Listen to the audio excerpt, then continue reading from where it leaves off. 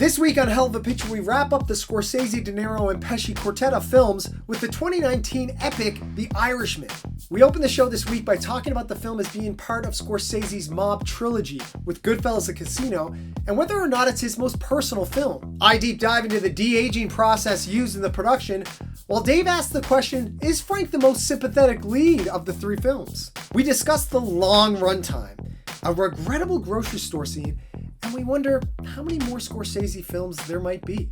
How long do you wait for someone who's late? If this movie's to be believed, Jimmy Hoffa didn't wait that long. But thankfully, podcasts don't work like that, and you can listen to this whenever's good for you. That's this week on Hell of a Picture.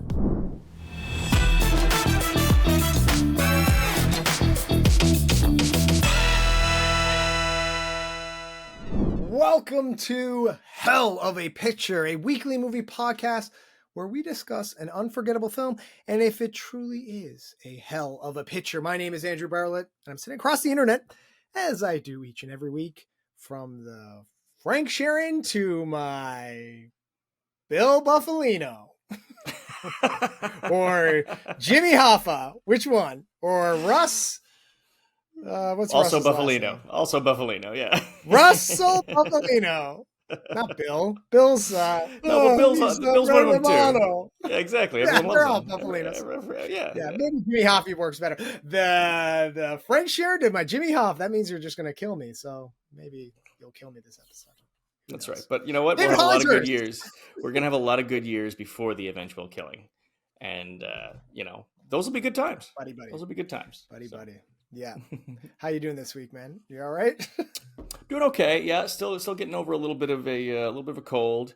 I'm not at the point yet where coffee tastes good. It's starting to come around for me. That's a big barometer for sickness with me. The taste of coffee. I think you agree. Is that correct? Oh, 100%, man. It's so funny you say that. Whenever I get sick, I usually have 3 to 4 coffees a day. Big coffee guy. Big coffee guy. Yeah.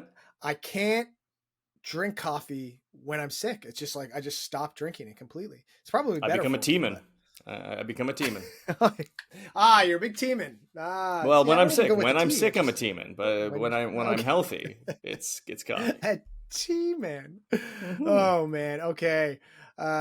So as you can see, I totally butchered who David would be related to me in this episode, saying Bill Buffalino when it should have been Russell Buffalino, because we're doing The Irishman today, and we're concluding our little run of Scorsese's here.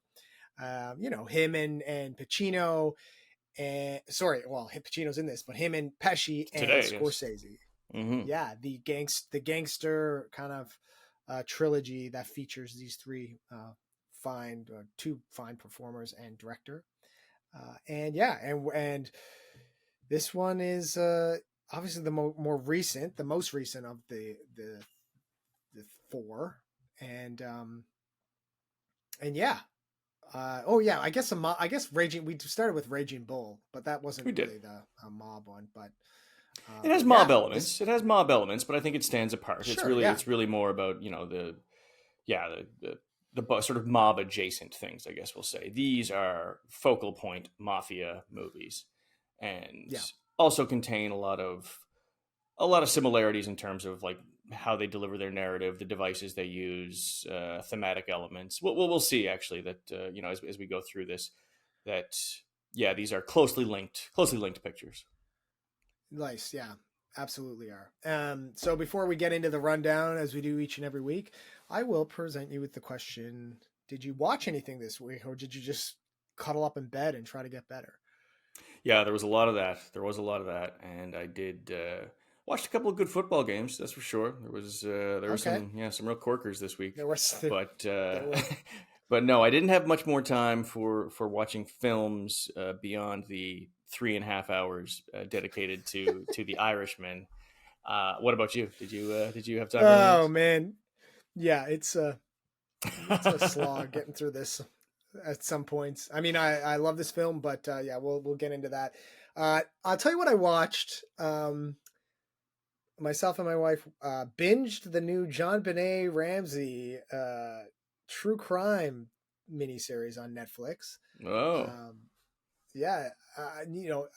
Something that being of the age we are, and I feel like we grew up with the tabloids and seeing John Bonet's face on like every Yes. tabloid, and For sort a of long like, did the time. parents do it? Yeah, for the longest. And so I was sort of familiar with it.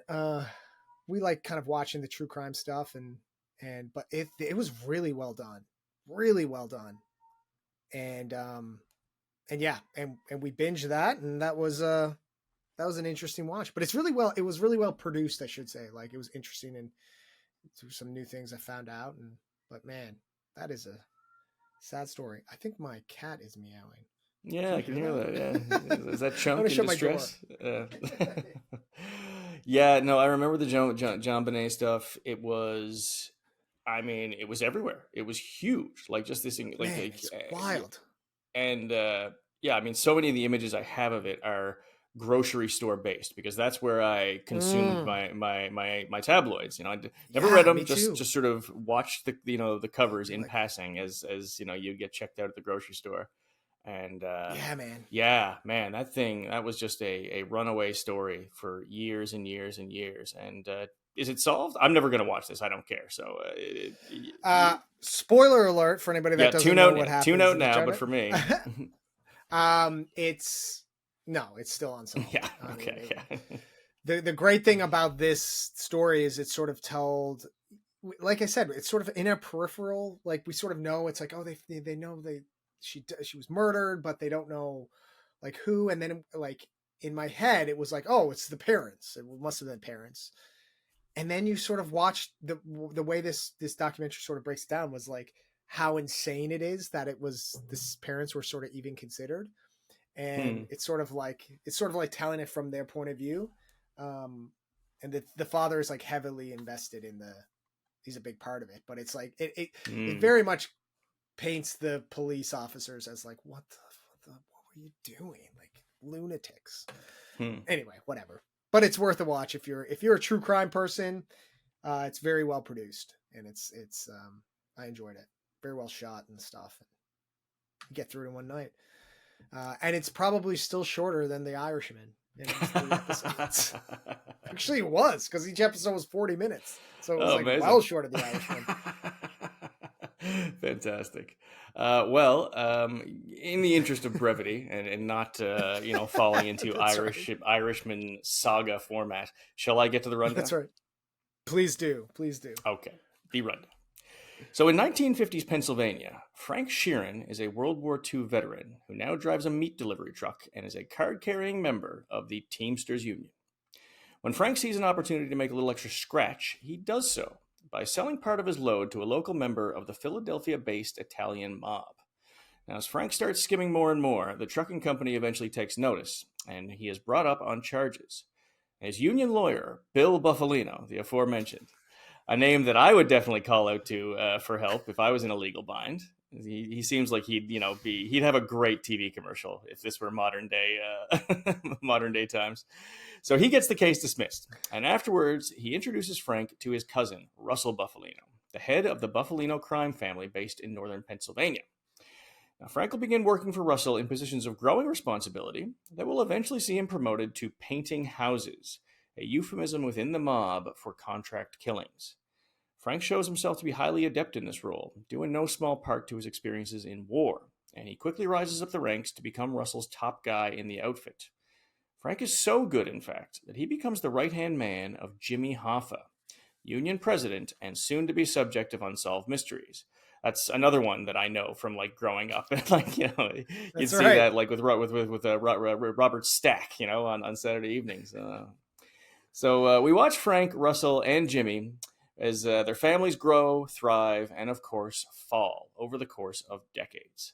And the story is narrated by Frank as a man living his last days in a period-jumping pattern, with the central timeline focusing around a trip upstate that will culminate in Frank killing Jimmy Hoffa, a crime that for most of history was considered unsolved, and that for some remains so.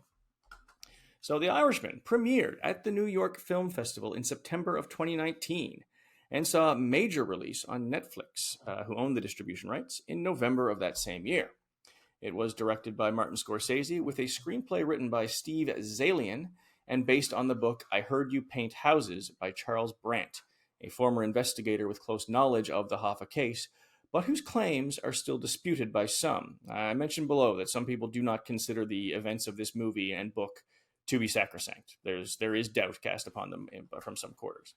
The film stars Robert De Niro as Frank Sheeran, Al Pacino, aka Daddy Khaki Pants, as Jimmy Hoffa. That's a little John Mulaney reference for everybody out there. Joe Pesci as Russell Buffalino, and featuring the talents of Harvey Keitel, Anna Paquin, Ray Romano, Stephen Graham, and the list goes on and on. A great many recognizable people do show up in this. I think even Action Bronson. Is he the funeral director? Is that Action Bronson? He is. Action Bronson. Nice. Yeah, very good, very good. The picture was edited by Scorsese's longtime partner in film, Thelma Schoonmaker, who we mentioned in our Raging Bull episode, and who is credited on pretty much every Scorsese movie, it seems. So bravo to Thelma Schoonmaker. What a career. What a body of work. The music was overseen by Canadian rock legend Robbie Robertson of the band fame, whose relationship with Marty goes back to The Last Waltz, of course. Many of us are familiar with that, I'm sure. Now, estimates for the film's budget range from $160 to $250 million, much of that stemming from high bids on distribution rights and the cost of the de-aging technology used on the actors. Now, with a paltry box office return of 8 million buckaroos, this might sound like the boondoggle of the century. But those numbers are skewed a little bit by the fact that the film was distributed by Netflix. Now, even with that being said, based on the numbers I was able to dig up, this still would have been a colossal loss financially, and the investment for Netflix seems to be more of one centered around prestige than profit. And in that way, it worked. The film was nominated for 10 Oscars, including Best Picture, but it would win exactly none. A big winner that year was definitely Parasite. The Korean film took home Best Picture and Director. Other films of note include Jojo Rabbit, Marriage Story, Once Upon a Time in Hollywood, Toy Story 4. All in all, a pretty strong year at the movies, I think most would agree. You will find a lot of people calling this film a masterpiece, but there are detractors out there as well, most of whom will tug on the film's runtime of about 3.5 hours, calling it excessive. And some, as I mentioned, will also point to what they call the dubious nature of Sheeran's confession to killing Jimmy Hoffa, putting the entire truth of the film's events into question. And when confronted with this, De Niro sort of said, I'm paraphrasing here, they weren't necessarily telling the true story. They were telling their story. This was a book written that they liked, they enjoyed the narrative, and so they decided to tell it as it was written. And that is your rundown. Yeah, there's a lot in there that we will touch on as we go. I've sort of thought or think about, we talked about Inglourious Bastards, and I think that's not sort of in the same vein, but because obviously Hitler wasn't killed in a film screening, No. But this Tarantino has a tendency to do this a bit as well. He's just sort of changing. I guess in Tarantino's, his are more of a reinterpretation, and he's never trying to say that it's authentic. This feels more like this is the truth. So I guess that's why people have an issue with it. For sure, someone is claiming this to be true. Like the guy who wrote the book and Frank Sheeran himself are claiming this to be true. Whether or not it is not necessarily on Marty and De Niro and the producers of this film, because they say based on true events, so you get some leeway there. There is some undeniable true history in this. Obviously, you can't necessarily lie about all the stuff that happened with Hoffa and the political events that unfold in the run of the movie. Like this does tell a really broad swath of American history in a pretty interesting way. But yeah, it's not a fairy tale, but it's definitely, I think, people will debate and contend, what the claims of the movie, and rightly so. I didn't go too deep into my research there. I don't know about you. No, yeah, I don't think that's what the main contention is with the film. I think people do, like you said, do have issue with it, but it's filmmaker's interpretation of a story, right? So I don't think it has any bearing on the quality of the movie, personally. It's right. Those two things stand totally alone. So let's start by talking about this in relation to specifically with Goodfellas and Casino, this sort of mob trilogy. But yeah, is that where do you want to start with that? Yeah, no, I think that's a perfectly good place to start. Because, as mentioned, we watched Goodfellas and Casinos last week, or Goodfellas and Mm-hmm. Casino, singular, last week, and discussed them as a pair. Very shortly into this movie, I realized we probably needed to discuss them as a trio because this really is a Right. suite of three films, I would say, that are built on the same frame with different parts grafted on. And not even too different, mind you. Maybe just different enough. Yeah, and we started off this sort of run of films doing Raging Bull. We really should have done Mean Streets, because I think Mean Streets deserves to be part of this discussion. Although Pesci obviously wasn't in Mean Streets, Right. uh, and but this this mob story, and you could argue that Mean Streets is probably the most important because that's sort of his first foray into this mob world that he's become so, this is Scorsese I'm talking about, has become so, like, I guess related to, like, he when you think about a mob film, you think about Scorsese, you think about these movies. Absolutely. It was his break into this world. But again, I think that's maybe more of a discussion for another day. I think there's lots of similarities with these three films. One right off the top is they all sort of start with these voiceovers and these Hmm. narrations, and it's something that he really likes to establish in these films. Uh, this time, though, I did notice that Frank is the only narration we get. Like, we get in Casino, we get Nikki does, and then like Frank comes in at one point. Frank Vincent comes in at one point, Yep. and Goodfellas. We have Karen and Henry, Hmm. but then there's only Frank's voiceover, and then early in the movie you do get a Russell voiceover when they're in sort of the drapes in the curtain shop. He sort of takes over when he's sort of describing about how they use it as sort of a mask for their business meetings and stuff. And you're like, oh, Russell is doing a voiceover. But then the shot cuts to Russell and he's sitting there and he's talking directly to camera, sort of similar to um maybe a bit like the Henry Hill and the Goodfellas when he's sort of talking, he's breaking the fourth wall. But I thought that Hmm. was just, I don't know if you noticed that, but I just thought it was very interesting that he's going to use voiceover, and then he uses voiceover for another character, but then he cuts the character talking to the camera. So it's like you're not hearing that sort of voice. It's not hearing it anymore. He's talking directly to camera, and I don't know. I just thought that was an interesting choice. Yeah, that is. I truthfully, I didn't really pick up on that necessarily, but it does feel like when you're watching this movie, like this is Frank's perspective. That feels like what we're Mm-hmm. getting here, and Yeah, I there think isn't that's the point. this. Yeah. Yeah, I think so. So we're seeing one man's interpretation of events, and yeah, there's other shared aspects that I think they have. And the reason why I wouldn't put Mean Streets, just getting back real quick, the reason I wouldn't put Mean Streets into this coupling, this group of three, is that it doesn't have these devices. It doesn't have narration, as I recall. Am I misremembering Mean Streets in that way? I don't think it has narration. No. And another thing it doesn't have, which all of three of these movies have, are these kind of procedural expository scenes, like Frank describing all the hits that he does and where he throws the guns, and when that scene where they're pushing the cabs in the harbor, and on and on and on. Right. We've seen those before. This is Sam describing how they skimmed the money in Vegas. It's Henry telling us about his formative years in the mob, and these are devices that crop up in all three, and part of what link them. And I maybe watching these movies in short order was not the best idea, for me anyway, because some of that felt kind of used up. And I think the way to consume these, the best way, is probably like a year apart. At least for me anyway. That was my feeling. There's more that binds them as well. One thing I found, we talked about this last week too. They all kind of end where they begin, which I actually really like as a recurring idea. I think that's a really sort of poetic way for a film to tell its story, to end where it begins. And the other thing that pops up is the idea of sin thematically. That's another recurrence, isn't it? Yeah, Sin. I mean, this is we talked a lot about this with Goodfellas and Casino, but Sin is sort of Scorsese's kind of obsessed with this idea of sin and being redeemed and trying to like find redemption. That's really, we mentioned sin through indulgence in Goodfellas and Casino, and sin is definitely obvious in this film, though I would argue that it's like, unlike those other two, we really see we're we're seeing the arc of Frank's whole life, and really just the downfall.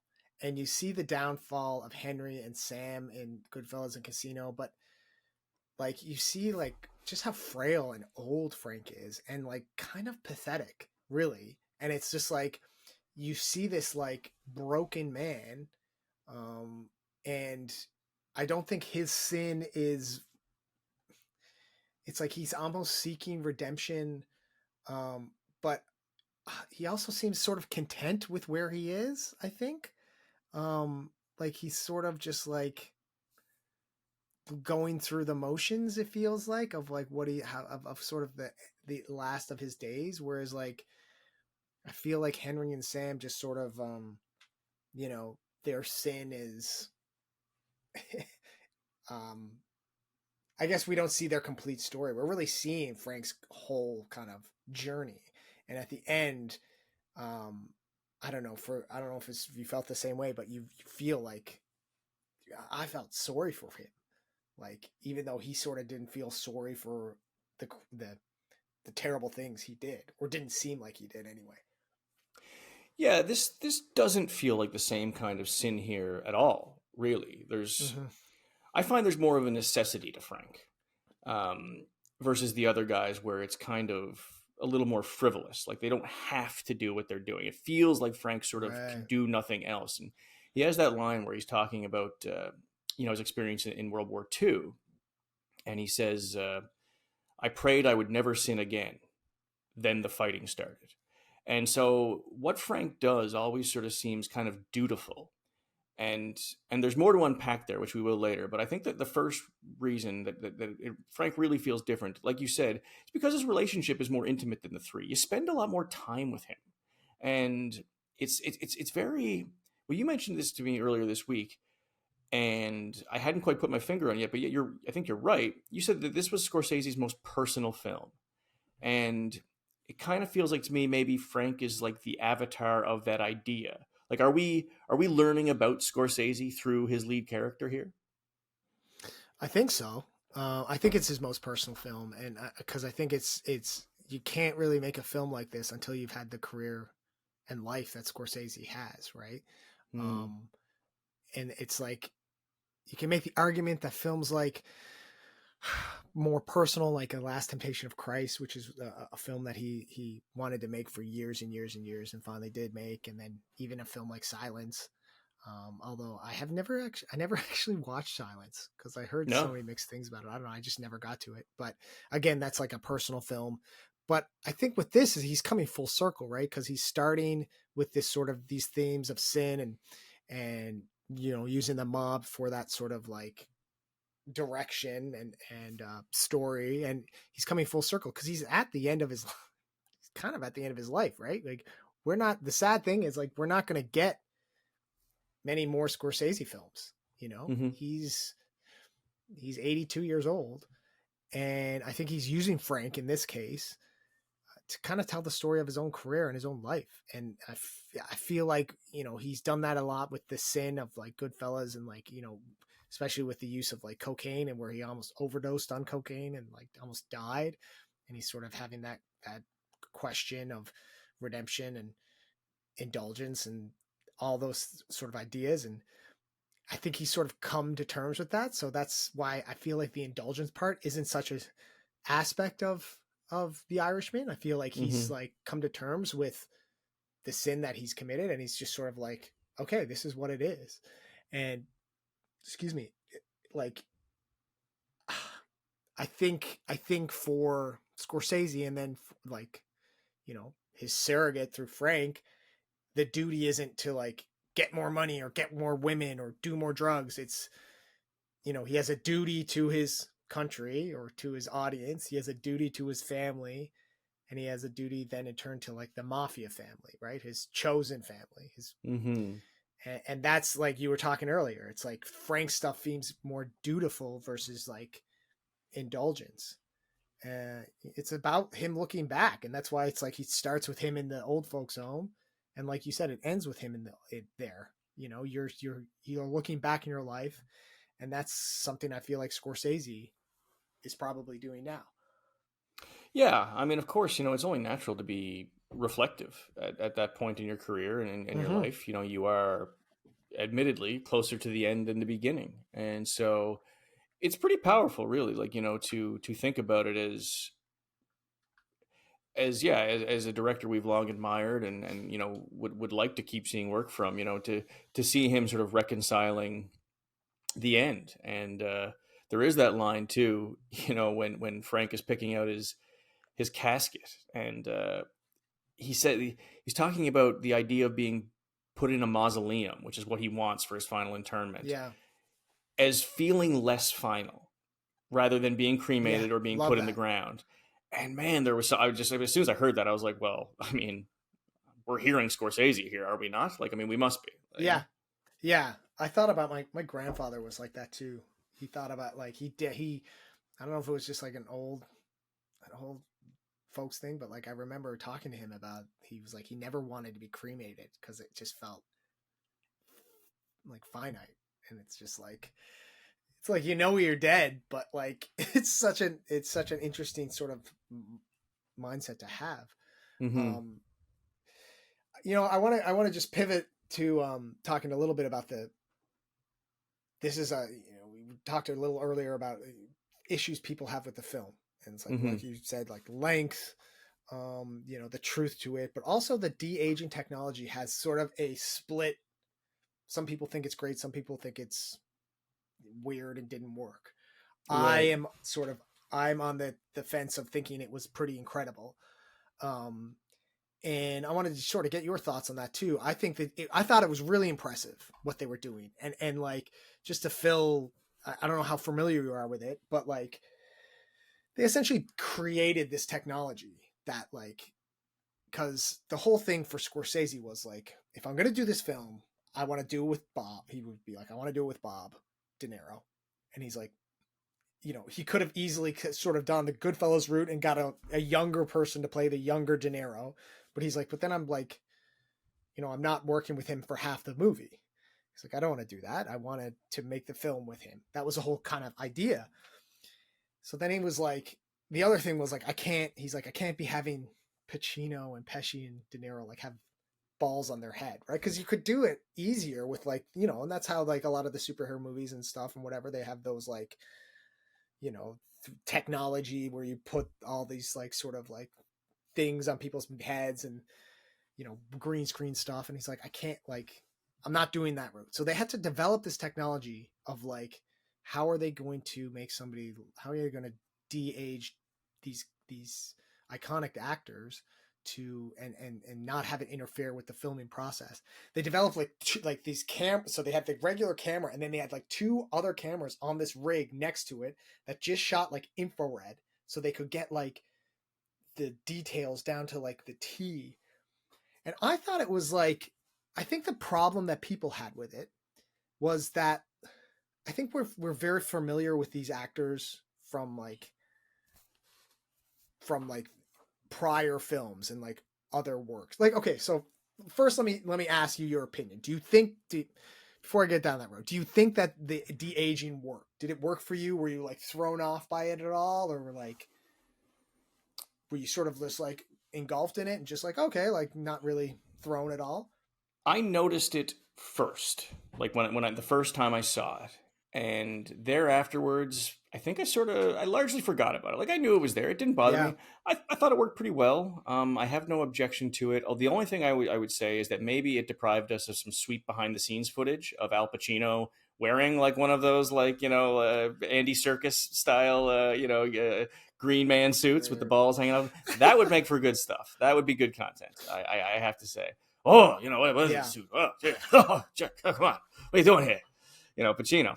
But otherwise, no. I rather liked it. And I can understand why you would do it. I don't think anything is served or improved by having a younger actor play him. You get away with it in Goodfellas because it's supposed to be. It's really, if you actually look at the timeline of Goodfellas, the jump is not that far from like when you see young Henry, he's like a young teenager, and then like Yeah. you know Ray Liotta Henry is only supposed to be in like his early 20s, but you forget about it pretty Yeah. easily and you move on. But you notice that like De Niro is largely unchanged in that time, and yeah, like but with this where it spans so many years and you are getting such a distinct difference, like you would have to have like you would not be able to get anybody who looked like enough like Robert De Niro to make it convincing. I think it's totally fine that they've done this. This is modernity, man. You know, people are going to be using technology for doing shit like this. So I would say get used to it. I know that, there was a couple of points that didn't work out so hot. And I see that you have highlighted one. I didn't write it down in the show notes, but I had in my own watching notes, I did highlight this. And if you would, please tell us. Yeah. So yeah. I'm like, first, like the I think you're right. Like, I think this is the only way they could have kind of done this film. I think the issue that people have with it is they have a certain association with what De Niro looks like, right? Like, so De Niro in Raging Bull, De Niro in Serpico, De Niro in Deer Hunter. Like they have, but if you kind of look at those, his earlier works, Taxi Driver, he looks very different even between like Raging Bull and Taxi Driver. Like how he is committed to the characters, the makeup, just like everything that's about these, he just looks so different in these roles. So it's like the way they were de-aging him, I think people maybe assumed that he would be like, oh, he's going to look like he did when he was in Taxi Driver. And it's like, no, he's going to look like how Frank Sheeran looked like when he was in his 50s, when he was totally in the 50s, right? Mm-hmm. Like it's going to be more related to the character. And I think it works really fantastic. Like you see, and you see it that first moment when they're like, hey, you look, see where we are? And Pesci's like, hey, is that the same? And it's like, yep. And then they kind of do that jump cut where it's from him, like middle modern, not like modern times, but like I guess later in his life to like, and you see that drastic and you're like, oh, here we are. But then the rest of it, like the stuff with Pacino, if you look at the Pacino, like the behind the scenes stuff, he looks way older than he did. Like he's in his late 70s when he shot this.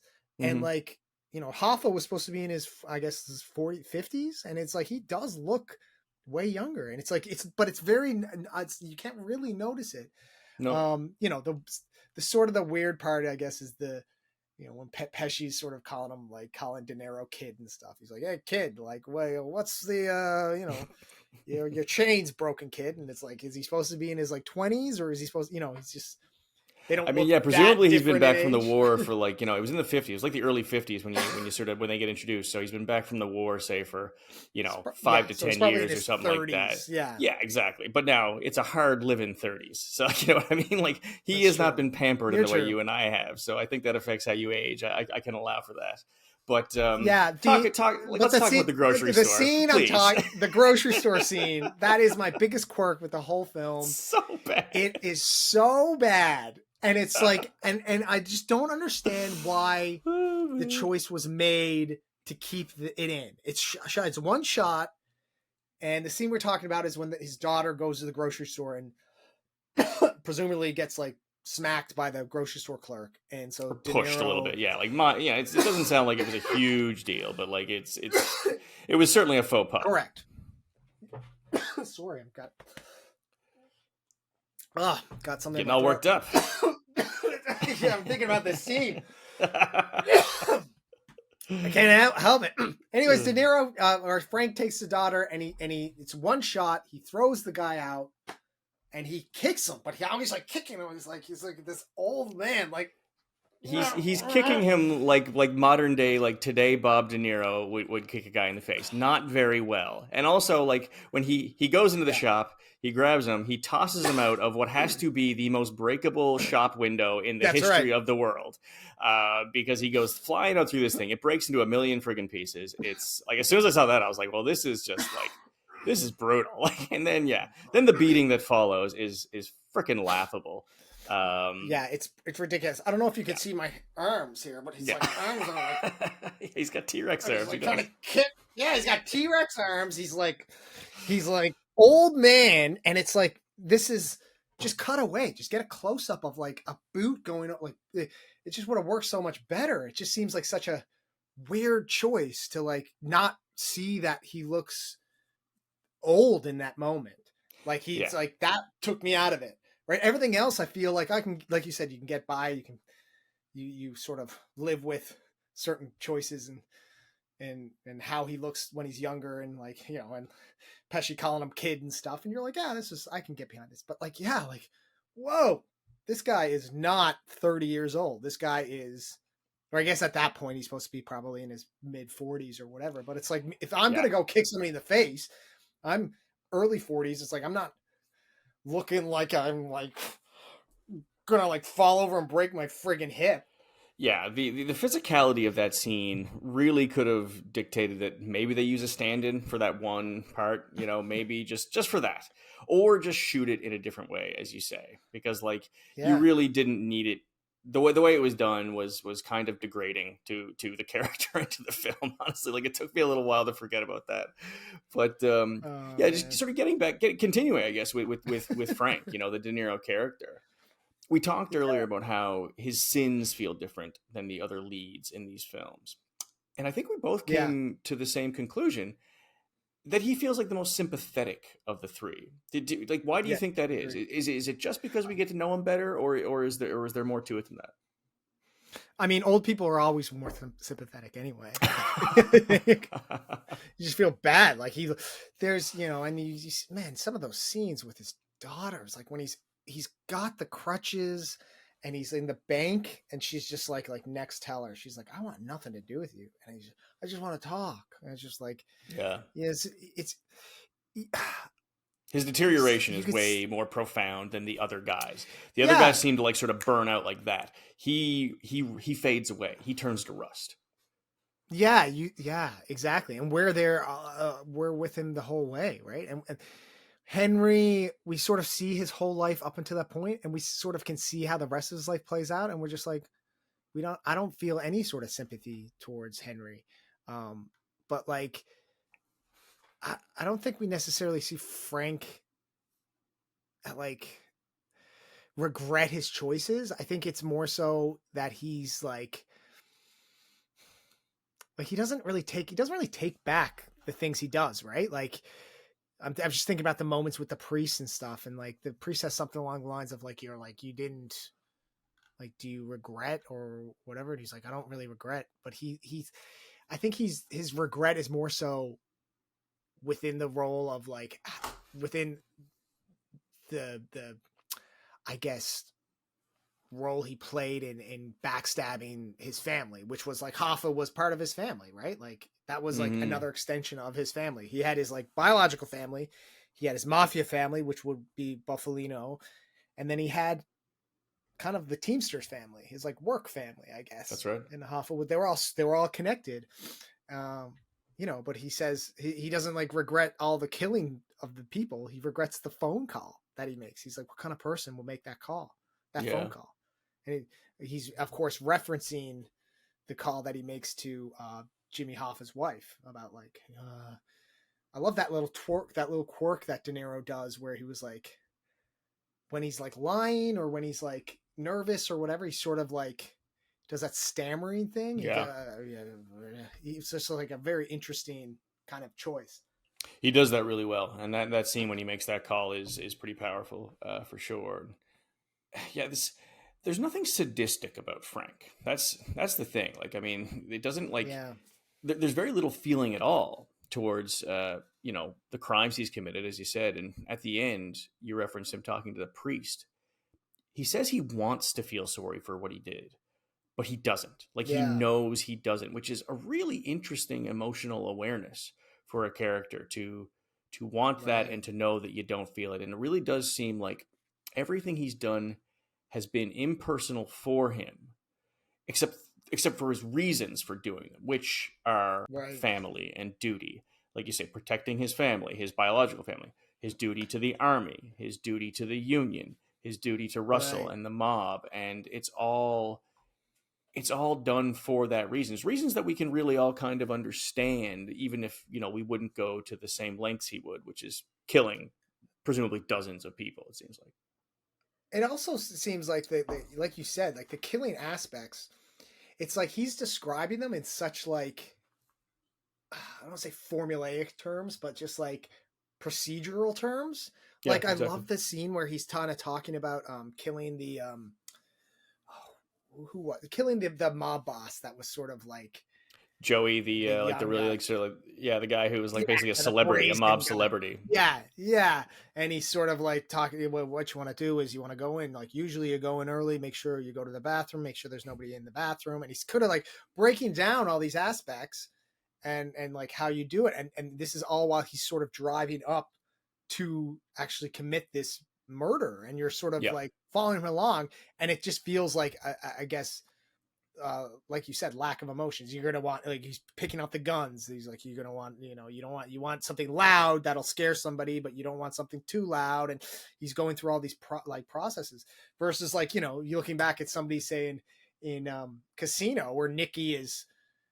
We spent 3 days torturing this motherfucker. We had ice picks in his balls, and then you made me pop your eyeball out for this, you motherfucker. Do this guy a favor. It's like, whoa, that is like yeah, so aggressive, right? Where yeah. it's like you said, it's like procedural and just like very matter of fact, and you're sort of like, oh, all these things Frank is saying makes sense, and it's like you're more so like you said, it's not like justifying it, but it's like you're understanding it a bit more. Also, that was a pretty good Pesci that I just did. That was a very good Pesci. I know you are right to call it to pump your own tires there. That was that was damn fine, damn fine.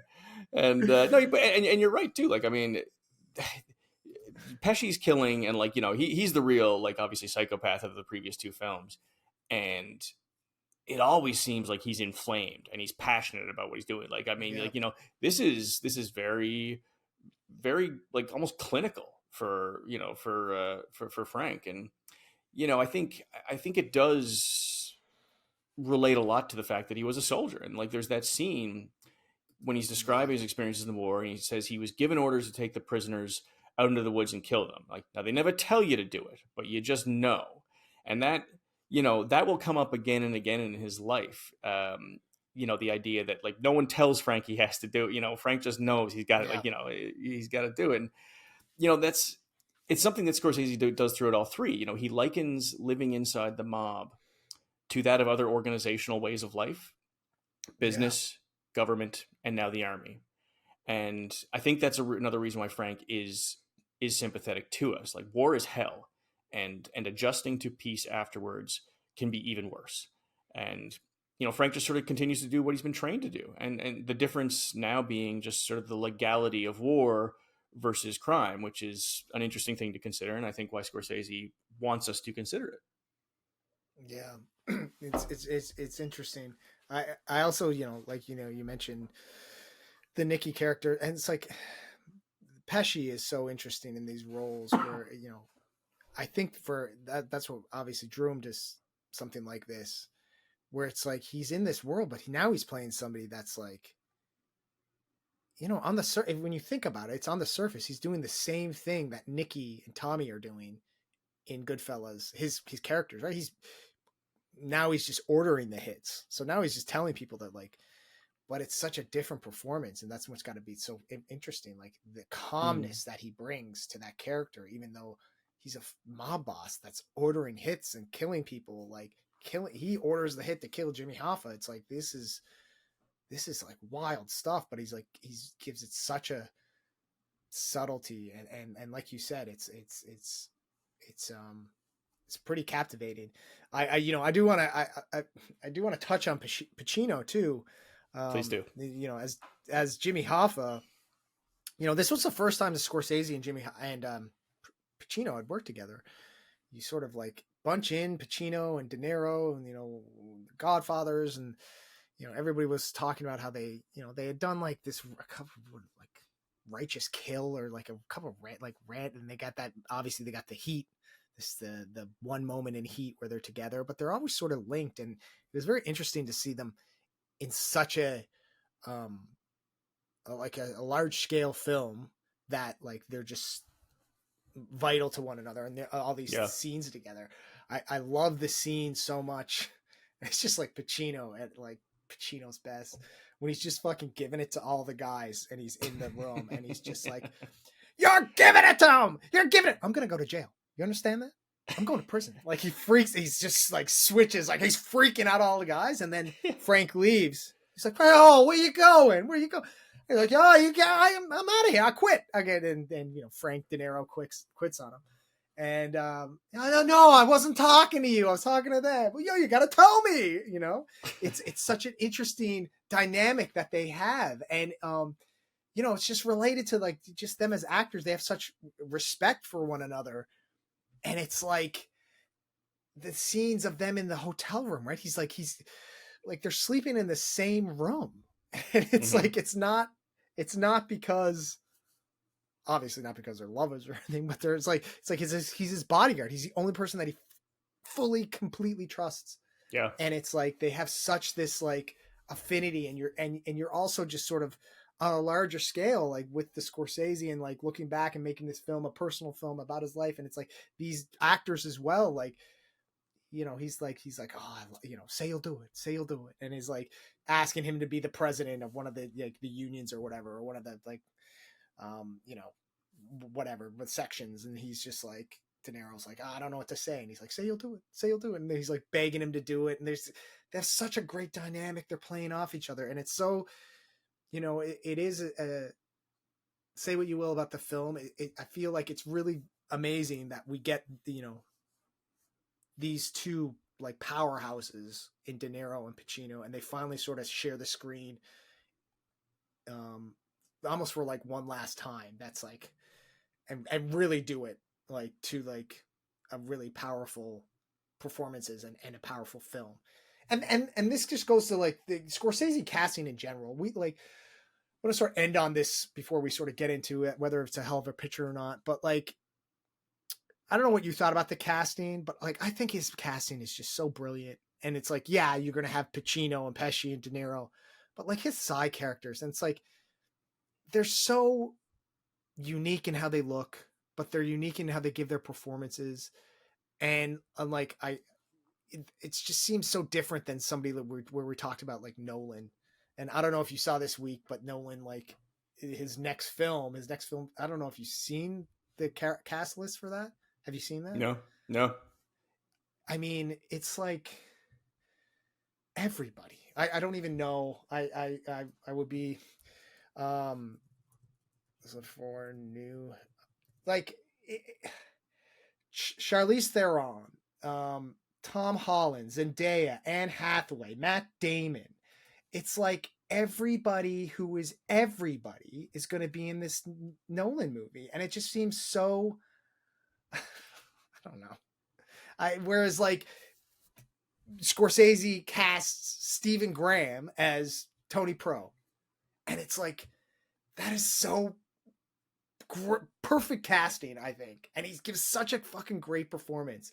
And like Bill Buffalino, like Ray Romano, it's like you're gonna cast Ray Romano, but it's like, man, he's so good in that role. And it's like, you know what I mean? There's the wives, the wife that plays I forget the actor's name who plays the Russell's wife, who's like the comes from like mob royalty from Sicily. Catherine Narducci, I guess is her name. She's like yeah, she's like she's been in like sort of like these random movies and stuff, but she's so brilliantly cast, right? It's not like he's just casting these people because they have a name and they're a big deal or something, right? No, it seems like, as you go down the tiers of characters, they are sort of appropriately cast. It's not like, he's not bringing in Daniel Day-Lewis to hold a mug or something like that. Like it doesn't Exactly. seem, it doesn't seem silly in the way that Oppenheimer did with its casting. There's a Great Wire alumni. I can't remember the actor's name, but he plays Herc. One of the main detectives. Right. He's Fat Tony in this. Like just a nice little like this is like you could have got a big person for that because he's in it a fair bit. Like he's got a good stretch where he's a pretty important character. He's got a few good scenes, and you could have went out and got I don't know or you could have reanimated. friggin' Tony Soprano, what's his name, to do that or some shit. I feel like Nolan would have done that probably. But, James Gandolfini. Gandolfini, thank you. But no, like he went with like sort of like a good, like this was a good piece of casting. It was inventive and thoughtful, I think, rather than just targeting a name, which Yeah, I think is important. The one that sort of sticks out, I guess, that you sort of like, okay, would be the Harvey Keitel moment. But it's almost like he's not in it a bunch, but he kind of plays Angelo Bruno, and he's sort of in these key sort of moments, and it's like he's again making this the Scorsese sort of personal movie. Like he was in Mean Streets, Harvey Keitel was, and it's like you're bringing it full circle, and he's sort of the and he's been in he was in Harvey Keitel was in Taxi Driver too, and like he was like, he's worked together with him a bunch. He was in Alice Doesn't Live Here Anymore. Like, yeah. So it's sort of like you're throwing back to this your old times, and he's not casting him, like you said, in this subsidiary role. He's like casting him as like one of the bosses, right? This big deal. Love that scene too, when he's talking about, he's like, who else had like, a piece of that laundromat? He's like, who? He's like, me. Who? I did. I had another piece. I had the other piece. He's like, oh, and then he's like, it just goes to show like that. I love that moment for Frank. He's just so good at like you genuinely believe him when he says like he didn't know. He's like, no, I didn't know. Like he's such an honest, there's such an honesty to him. So it's like, it feels like when he does make the choice to actually go through and kill Hoffa,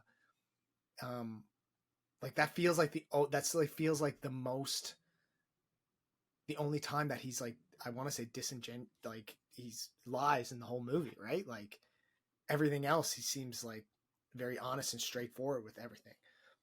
Yeah, I genuinely didn't know, like up until the moment he does the deed. I thought, is he going to do this? Like, is he not? I had no idea, and it felt like it was very much in question. But when he does it, I mean, boy, he just does it. Like, it's not like there was not any kind of great, no protracted like holding the gun to him and giving him a chance to plead for his life or invoke their friendship or anything like that. It was just pop, pop, like just a couple to the back, and then out the door. It was I thought it was well done.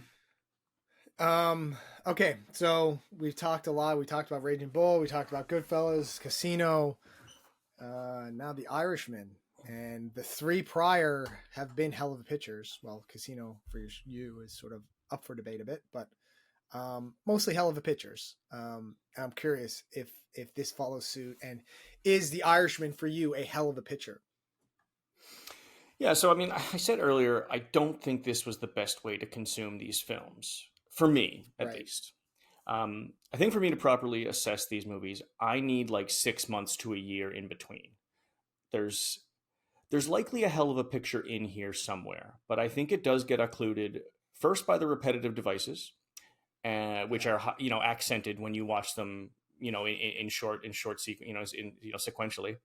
And second, by the excessive runtime. This is long, and like the other two, there's probably about 20 minutes of dialogue you could cut with people just saying, "What are you trying to say? What are you doing?" Like, we talk about. Like, I mean, that scene with Pacino and with Jimmy Hoffa and Tony Pro, where they're arguing over being late. It's like, it's funny. I like that, but like, it's just like, or when he's talking about how, like, you don't put a fish in your car. Like, it's just like, it's sort of, I don't know. It ran long in a lot of moments of dialogue, and it's well made. There are great performances and some really great lines in here too. Like that one where he's describing, like, you want to go to the bathroom first, and like, and you got to check out the place and the guns. Like, but you know what? This was a small joint, and I didn't really have to go to the bathroom. So it's just like, it's a great line. And there's that one where Pacino's talking about Bobby Kennedy and JFK, and he's like, you know what? If there's one person in this world you can't trust, it's millionaires' kids.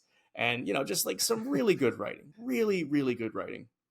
But like, every time I found I was about to be fully lost in this movie, the film found a way to spoil itself for me just enough with like another derivative scene or another something that would just make me roll my eyes, or something that went too long. And This felt a little bit like The Fabelmans at parts, in that there's a lot of self-indulgence, I think, on Scorsese's behalf, much as there was from Spielberg.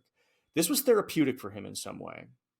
And he was loath to cut anything, I think, where he should have been a little more ruthless.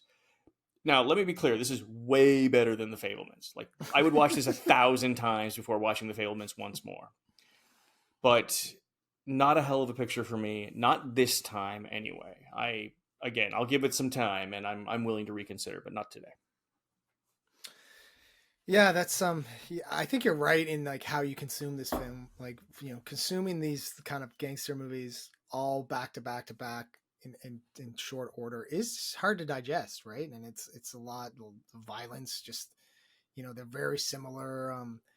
But like I think for you bring up a great point about sort of the idea that it was a bit self-indulgent, and I feel bad saying that because it's Scorsese, and I think like he is kind of one of the greatest filmmakers to ever live. But I feel like sometimes directors, you know, they would benefit from notes, you know, and I think at the same time, it's like, you know, he's 82.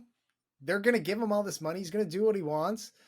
And there's probably, you know, he's going to get final cut, and that's that. Like, he's making the film he wants to make, and this is the story he wants to make. So like, I respect it. It's just like you said, for me too, I feel like it drags. It's like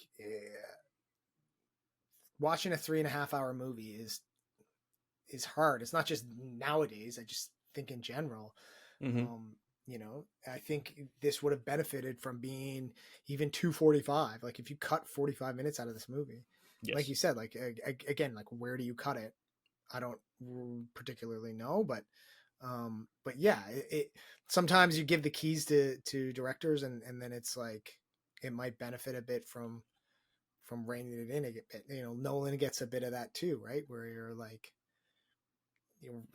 okay, do we need another scene like this, or do we need, you know what I mean? Like I'm thinking about Oppenheimer, and it's like, do we need the scenes with like Florence Pugh and him like having an affair? And it's like, I guess, but like, I don't know, like I don't really care about that. It's that sort of aspect of the story, right? Or is there a way to do that quicker, or is there a way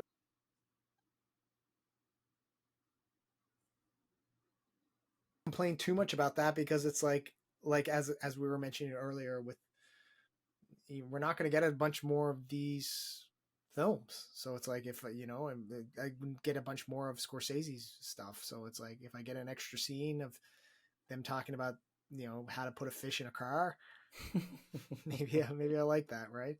Or like another, you know, an extra scene of where he's describing how, you know, how to rip off you know, stealing steaks. I don't know.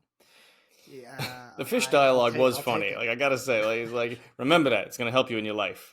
If I put a fish in your car, like, it's pretty funny. It's great.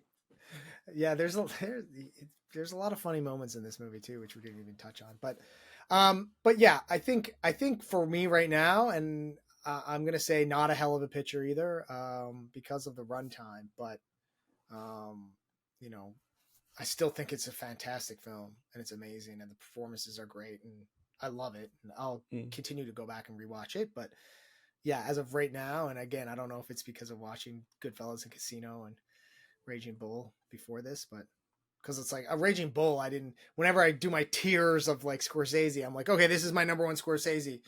It's like Raging Bull. Since I rewatched that a couple weeks ago, that has like skyrocketed up my Scorsese rankings.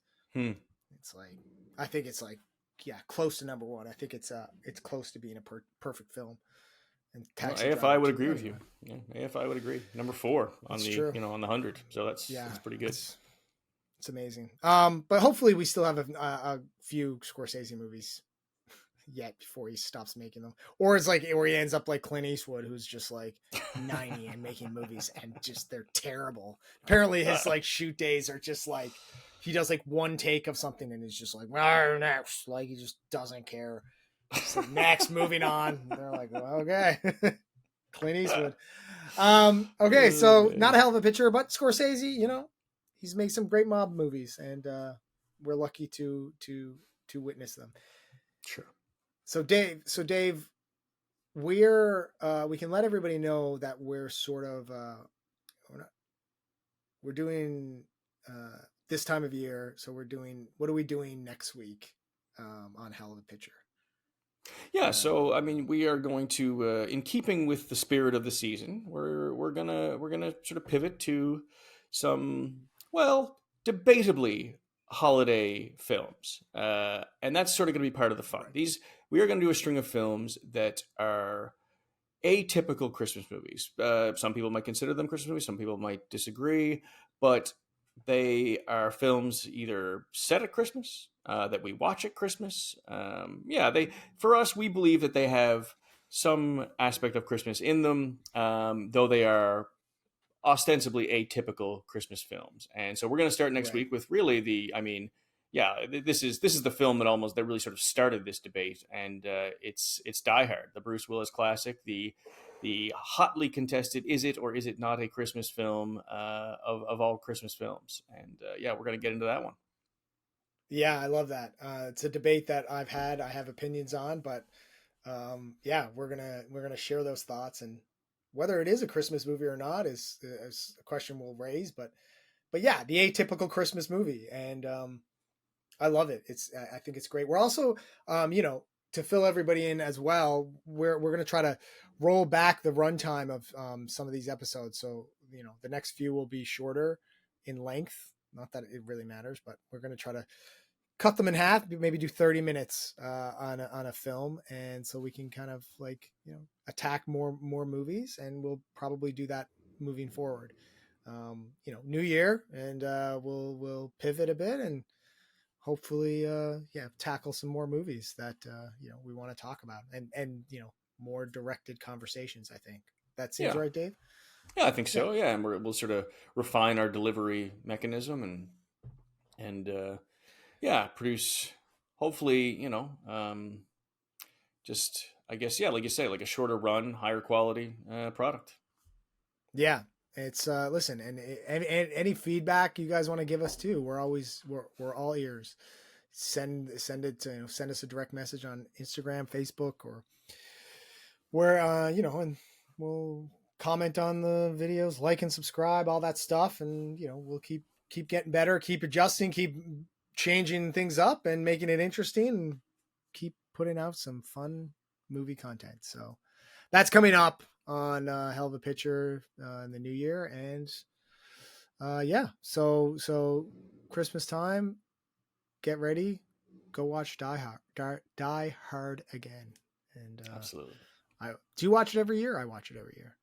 I think so. Yeah, it not always, but certainly in the past, I don't know, maybe in the last 5 years or so. I know Sam really loves it, so I think definitely make a point of watching. And there's a reason it was so seminal as an action movie, and the reason why people always describe subsequent action films as Die Hard on a blank or Die Hard in a blank. You know what I mean?